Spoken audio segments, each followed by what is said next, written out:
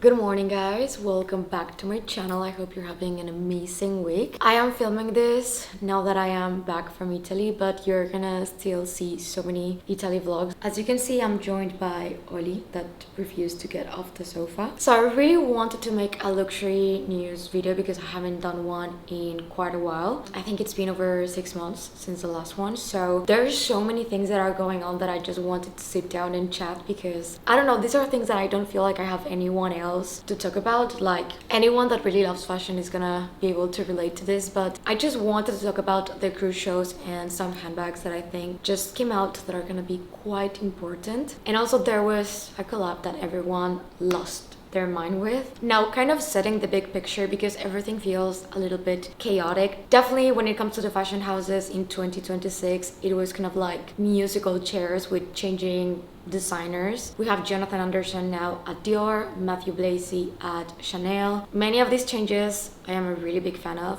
I have to say that I think Matthew really saved Chanel, and Jonathan, wherever he goes, he's just amazing. And of course, when a new designer enters such a big fashion house, the first couple of shows are very important. So there's always going to be like a new bag or a really big change of style. So yeah, we have the cruise shows that we're gonna talk about. And also I think it is really interesting that 3 major fashion houses made their cruise shows in the United States. So just to explain what cruise is a little bit, it's like people also call it resort, and it's a collection that sits in between the main seasons. But I do have to say that usually these are my favorite because they are very showy. They tend to go very much all out when it comes to cruise, and it's always very colorful. When it comes to Chanel, for the past 7 years, cruise has been like my absolute favorite. Also, cruise tends to be destination, very glamorous and just like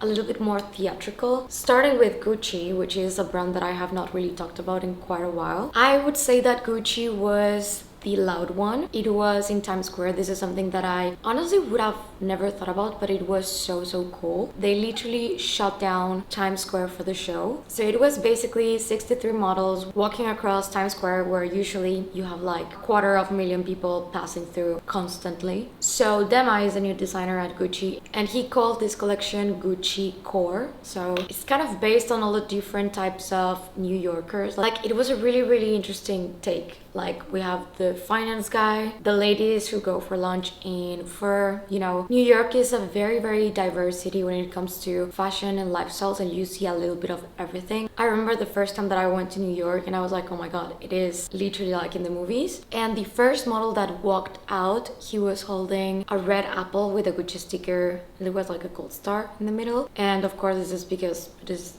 the Big Apple. Tom Brady, Paris Hilton, Cindy Crawford walked, and Kim Kardashian was of course front row. Lindsay Lohan, Mariah Carey. Now my honest take is that I am a little bit torn. I did really love the setting, and I do really like that Gucci is taking like a new path, a very needed new path. And it was such a gorgeous spectacle, but like the clothing left any sort of impact or that people would remember any piece specifically. And as I said, Gucci hasn't been really doing amazing lately, so the cost of shutting down Times Square leaves me with a few questions of like, what is this major plan? Like I was hoping to see like, I don't know, something very vintage, something like old school Gucci with a little bit of a modern twist maybe. But I do have to say that the bags were pretty. I saw many slouchy bags, and also there was a soft hobo bag that I think will do very well. And as we know, Dema came from Balenciaga, which is perhaps not my favorite brand, and Balenciaga was very well known for this like big conceptual shows. Sometimes they looked out of Black Mirror, but he does have a liking to the theatricals. And the fact that it was in New York, it is kind of personal to Gucci because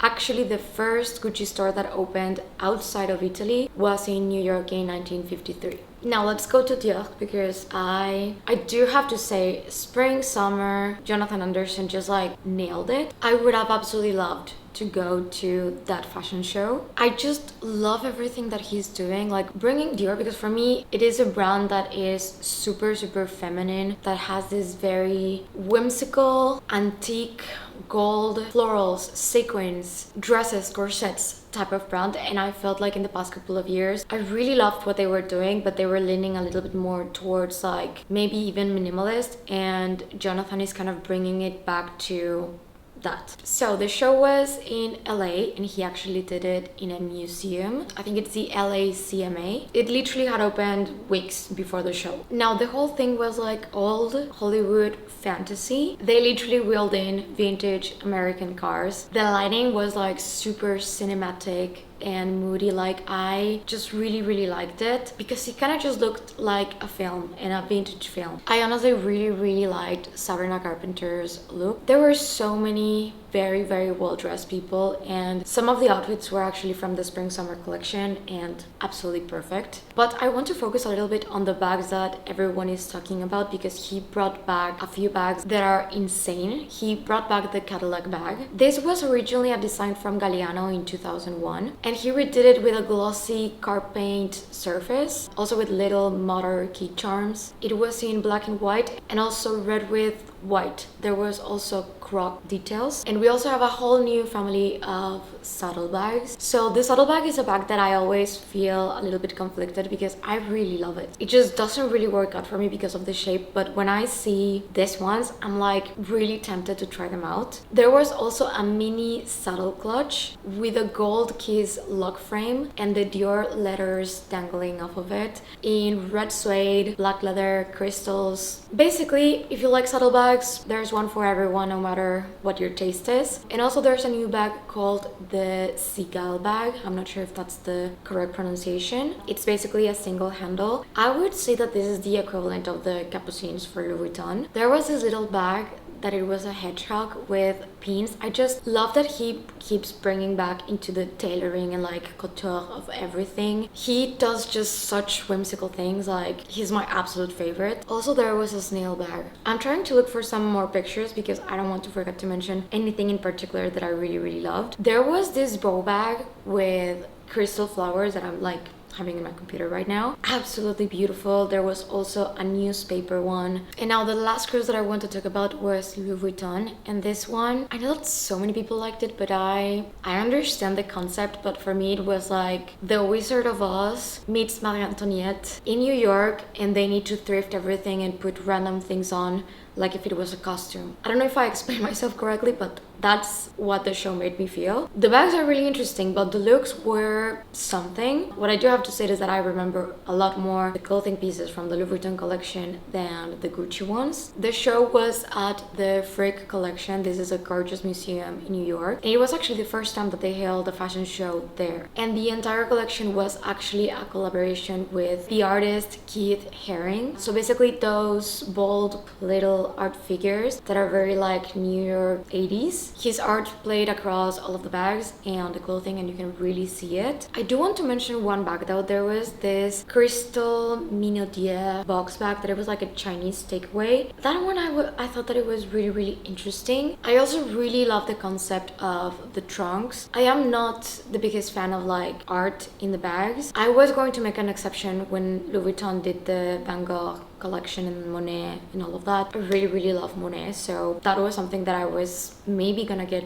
behind, but this one not really. The takeout box though, that one I would get. We always kind of see different variations of the petite malle or the souple one, because this one is like softer. And also a bag that really caught my attention. The thing is that I don't know the word in English for this, but it's like a totem. Like, there was one in gray and there was one in brown that I thought they were very interesting looking. The boxing gloves though, I don't see how they can be useful. Now, enough of the shows, and let's talk about some bags. There's this bag that was released from Hermès that I feel like everyone is kind of talking about, and it's called the Petite sac. And I really think that this is going to be the one, because when you go into Hermès, especially when it's like the starting point, you have the Evelyn, you have the Garden Party, you have a whole range of bags, but all of them to me seem to be now like very Hermès, especially when it comes to the Evelyn. And this one is just simple. I really think that it's beautiful, and I actually think that it is coming in Rose Sakura, so that is something to definitely note. It's just a tiny, really simple shoulder bag, and the only branding that you have is like on the, like where you attach the strap, it's a little H. I think this bag is going to be very classic. There's no way that this is something that is gonna go in and out. I do really hope that they keep it. It was also available in Nacta, blue, jean. I think I saw it in red, but I'm not sure. But I just know that if it comes out in more pastel colors and let's say in box leather, I will be sold. Now going back to Dior, let's talk about the medallion flap. This is the newest like classic introduction of a very beautiful crossbody bag. This new buckle that they're introducing, for anyone that knows me, it's definitely right up my alley. I really love it. They're putting it on totes, shoes, bag charms, pretty much everything. And this bag is just a simple everyday crossbody bag with the medallion, so I do think this is a beautiful bag. And what I love the most about the closure is that you have to hinge it forward to kind of open it, so it's like very, very interesting. And I do feel like it kind of replaces the bobby bag. That I had the bobby bag and I really, really loved it. I do think that this closure is just nicer, and this is just a bag shape that is always going to be relevant. Now I was so excited about this one, but we have a soft suede Lady Dior, and I think I need it. I'm gonna need you guys to talk me out of it or talk me into it, so maybe this video is gonna help with that. But you guys know that I love the Lady Dior, and you guys know that I love suede and that I love softer bags, so we have suede Lady Dior basically, and it's in this dark chocolate color. I know that I do not really need another chocolate suede bag. This one is kind of like an exception because it's the Lady Dior. I don't know, it's top handle, it also has a crossbody strap. It just looks so cozy and so wearable. Like the more that I zoom in on the pictures of the website, there's so many details and it feels so much like something that I need. But maybe I'm just saying this, so of course I'm gonna wait on it until fall, because right now I cannot start thinking about fall, so I'm gonna wait and see. And if I still want it like around mid-September, then we can talk about it. But I would love your thoughts on it, because I would also love to see like satin versions of it. I love the idea of the slouchy Lady Dior, like, but really there's suede everywhere. Every single fashion house, Miu Miu, Saint Laurent, Prada, they're doing suede even for spring and summer, which I really, really love. So yeah, besides suede, we're also seeing this really big tendency to slouchy bags throughout the runways. It's what I've been seeing the most consistently, and I'm actually really happy about it because they tend to be the most comfortable bags. Like, I love a good structured bag, but when it comes to a daily bag that you want to throw everything inside, slouchy bags are definitely it. And when they're done right, they can be so stylish. So this is basically going to be kind of the bag silhouette of 2026. Now for the fun stuff, there's two things that I wanted to talk about. The first one was chaotic. I remember reading about this when it was happening, and it was the Swatch and AP collaboration. It was the Royal Pop. This collab kind of broke the internet for a bit, and I remember seeing the lines. So Swatch is an affordable Swiss, very fun watch brand, and then you have AP that is very, very high-end and luxurious, so they making a collab together. It was gonna make everyone go crazy about it. Like Dior made like a ready-to-wear collection with, let's say, Zara, and they were on the same style. I would definitely go run to that. But for reference, an AP starts around 30,000, and then they made this version for 400 USD. So of course everyone lost their minds. The lines outside the stores were crazy. No one could get their hands on them. But the really funny twist to me is that this is not really a wristwatch, it's actually a pocket watch. So a lot of people are actually using it as a handbag charm. It comes with this little calfskin lanyard, so you can wear it around your neck, you can wear it as a keychain, as a handbag charm. So it kind of became the bag charm of the moment. It was a thing of like getting the color that you wanted to match like your Birkin, whichever bag you wanted. It came in 8 colors, and you could only buy this one physically at the store, and it was one per person per day. People lined up for 8+ hours, and to be completely honest, I don't get it. Maybe I just don't like the style itself. Maybe if it was a little bit more up my alley, I would consider it, but that one was quite crazy and it definitely already died down. And the last one that I want to talk about is the louboutin snail heels, which I completely loved. again, we're seeing just like this nature whimsy trend coming into pretty much every fashion house. If this came in like a lower chunky heel, I would definitely be up to it because I really like them. I think they're beautiful. And I saw Cassie on TikTok that she showed them off. Love them for her. They are absolutely stunning. And I just really like that we're having fun. We're done with the minimalist, all the money aesthetic, only beiges, only whites, and we're just all going to the deep end of, I don't know, just fun things. So I am definitely really happy about that. So those were the luxury news that I had for you guys. Ollie decided to come back for the end of the video, but I hope that you guys enjoyed it, and I would love to hear you guys out in the comments about all of them, and especially what do we think about the suede Lady Dior, because do I love it enough to get it? I don't know. Will it be just another suede bag? I don't know. I'm not sure, but I'm definitely really liking where fashion is headed in during this year, and I think it really matches up with the things that I've been really liking. So yeah, I hope that you guys enjoyed the video, and if you're new to my channel, please consider subscribing. Click the notification bell down below so you don't miss any of my videos, and if you're not done watching, we're gonna leave you 2 videos right here in case you want to check them out. See you on the next time. Bye.